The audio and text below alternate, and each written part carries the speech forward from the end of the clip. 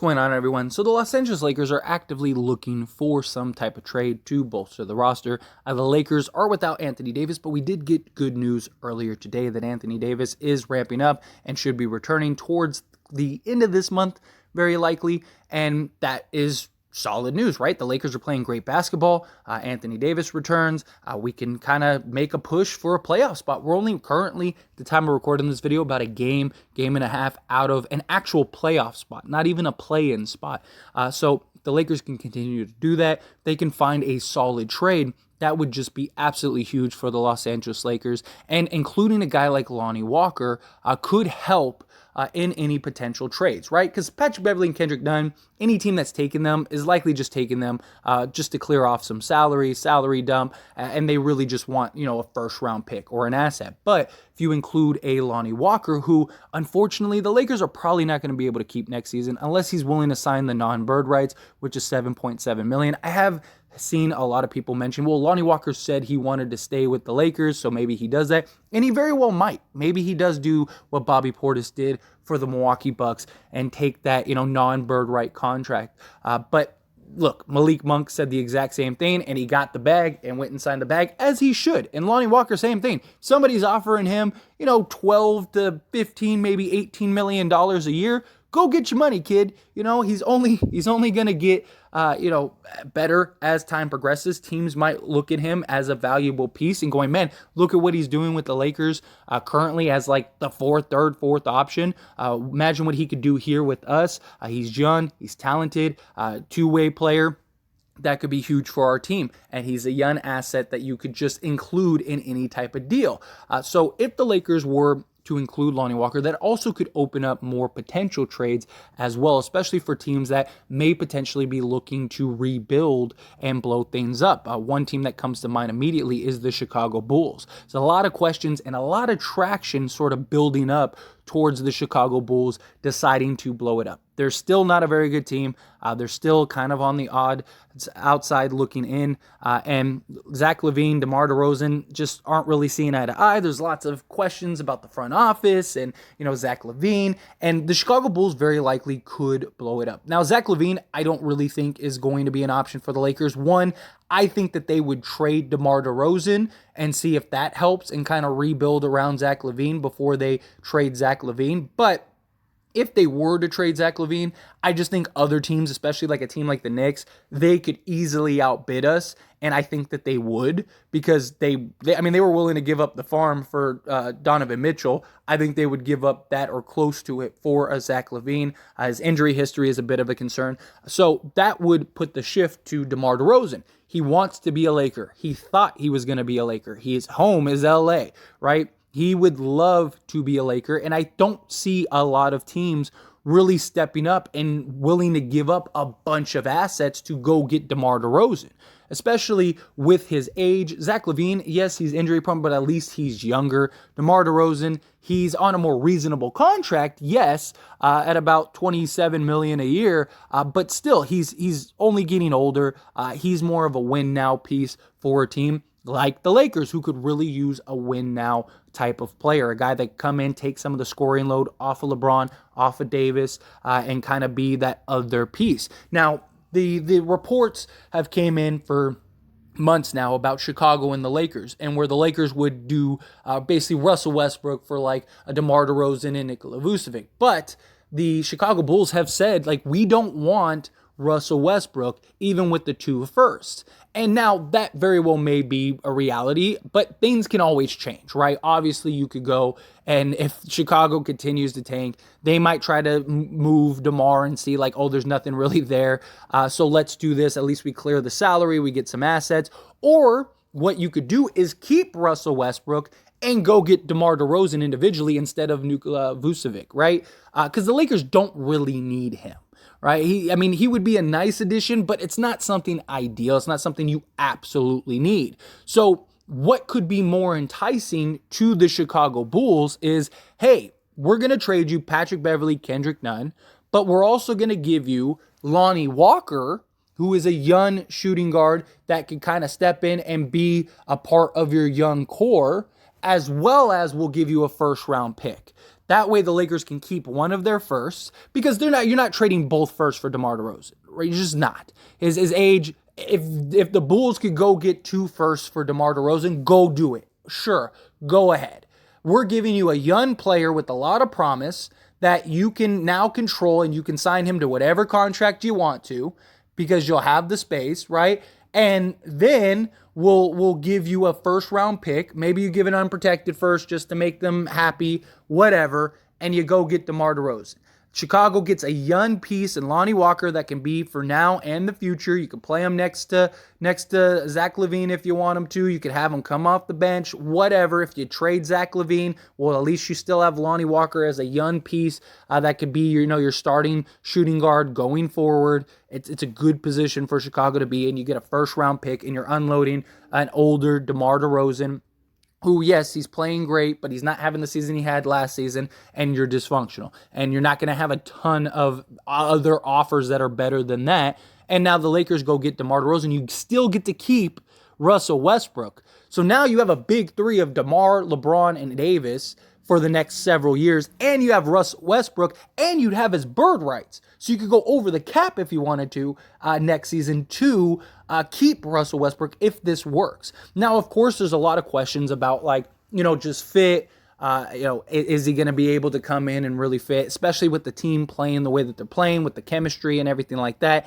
It's harder to integrate a star than it is a bunch of role players, right? It's easier to integrate like a Bojan Bogdanovic, who knows his role, has always had the same role. Now he's coming in and just playing that role for the Lakers, rather than a DeMar DeRozan, where he's been the number one primary scoring option pretty much everywhere he's gone. Now he has to kind of fall back into being like the second or third option.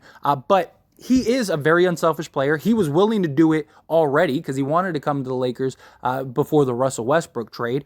He's a guy that has developed into a much better playmaker ever since he went to the Spurs. So he's a guy that could take the pressure off of LeBron James.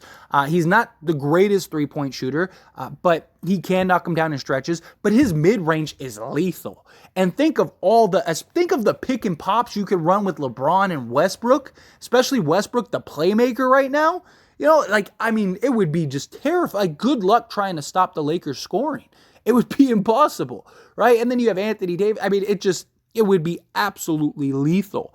And you have the talent now to really contend. If you can't win a championship with DeMar DeRozan, LeBron James, Anthony Davis, and Russell Westbrook, I don't know what to tell you. That's the best team in the league on paper, right? Obviously fit, chemistry, things like that has to go into it, but I don't see that being an issue. DeMar DeRozan, he's not one of those guys. He's more of a quieter, just kind of like, hey, I'm just out here to play ball and do what I need to do. I do think he would be an easier piece to integrate and fit in rather than that. And you'd still have another first where maybe you could go and work like a smaller deal out if you wanted to. Maybe do if a team is interested and just wants the first and has a salary guy that they can unload, because at that point you don't have the salaries unless you trade Russ, or however, maybe you go and make a Russ deal, right? Maybe you could go do like the Hornets deal, and then if you could do the Hornets deal, give up Russ and maybe one first, get like a PJ Washington, Kelly Oubre, Terry Rozier, Gordon Hayward to add to your big three. Now you're deep for the next several years. That might even be the better alternative, the better route. But even if you don't, even if you just hold on to that first until, the following season or whatever, or see what ends up happening, you still are in a position to where, okay, like we have enough talent to go win a championship. And I think DeMar DeRozan could really come in and provide a lot that they need. And he is a much better defender than people give him credit for, especially ever since he wasn't really in Toronto, but Pop and the Spurs actually made him an average defender, slightly above average defender, and this year he is as well. So he's not a terrible defender. Now, if I'm being honest, I think the Lakers have bigger pressing needs. Like, I would rather them go get role guys, and I've talked about this repeatedly, right? Instead of getting the star, go get several role guys. But if you're not trading Russell Westbrook, why not, right? Like, if you're basically flipping Lonnie Walker into DeMar DeRozan, I think that's pretty good, in my opinion. Yeah, you're giving up a first, but because Kendrick Nunn has been irrelevant for you this season for the most part outside of like a couple games. And Patrick Beverley hasn't been the same Patrick Beverley, so you're not really losing anything there. You're really only trading, you're basically trading a 15-point a game guy for like a 25-point a game guy who has been super clutch for the Chicago Bulls the last 2 years and could be your closer that the Lakers really need, especially with all these tight games that they seem to be playing. DeMar could really help with that. And you'd still have Russell Westbrook that you could go and make the trade, or you just keep him and try to win a championship this year with it. And then maybe if it works, then great, then you could re-sign him. Or you'd still have a first to then go take Russell Westbrook and maybe go do like a Spurs deal, or again, like I said, the Hornets deal, something like that, something along those lines, and really kind of add the depth you need, which might be the better approach, right? If you can get a third star and still go get the depth, then that I'm okay with. My problem is if you go trade Russell Westbrook for another star and you don't get the depth, then you're still in the same issue you've been in the last few years. But in this scenario, you'd be able to go get that other star, as well as if you want to, you could go get the depth. Otherwise, you just keep Russ and try to win with the four of them, and you think like Russ is enough bench depth for all we need, right? We have 4 stars now as opposed to 3. And now you have more than enough.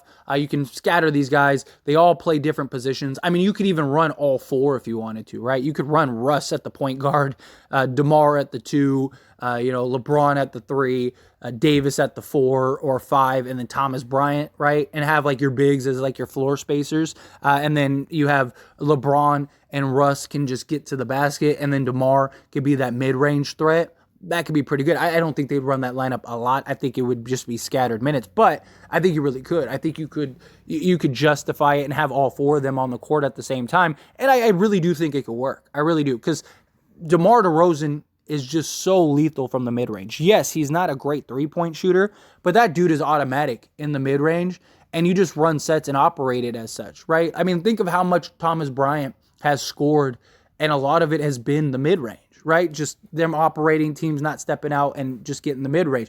Now imagine if you're running pick and roll sets with Anthony Davis, LeBron James, and Russell Westbrook, and DeMar is just, stepping out, boom, you give him the easy pass, he's hitting the mid-range. He's also a guy that could create. You could just give him the ball and he could just go get a bucket, right? Now, obviously, he would take a step in production because he's not going to get the shots in production that he's getting right now, but he might be more efficient, which is good. I still think he's a guy that can go get you 20, and he can go get you 40 any given night, right? He's a guy like if you need him to, he can just go get you a bucket. And that could be really helpful for the Lakers, because that's the one thing the Lakers don't have, right? The Lakers don't have a guy that can just be a natural scorer and just go get easy buckets, right? Like Anthony Davis has to work in the perimeter for his points, and he needs to be set up. Russ he's not a shooter. He can't really operate in the mid-range. He's more of like, let me get to the basket, create contact, get the foul, or get a layup. LeBron, he can do the same thing, but he's not a great natural shooter, right? Lonnie Walker is great at creating, but he's more of like, let me just use my athleticism to get to the basket rather than cross somebody up, get to the post, and then pull up for a mid-range or knock down a little fadeaway or whatever, right? DeMar would be the one guy you could give the ball to, and he could just, step, cross, boom, mid-range, splash, right? It just makes things so much easier for the Lakers. But anyway, as always, this is a discussion, so I pass the question on you. Let me know your thoughts and opinions down in the comment section below. What do you think? Would you do something like this? Would you not? Would you be okay with this type of deal for a start because you have Russ still, so you could still make the Russ trade if you wanted to or if you needed to, or you could do, or you could just keep him? And what would you do? Would you take Russ and that other first and maybe some seconds and try to go get some depth, or would you rather just keep Russ at that point because you have more than enough talent now? However you feel, whatever your thoughts are, I'd love to hear it. Let me know down in the comment section below.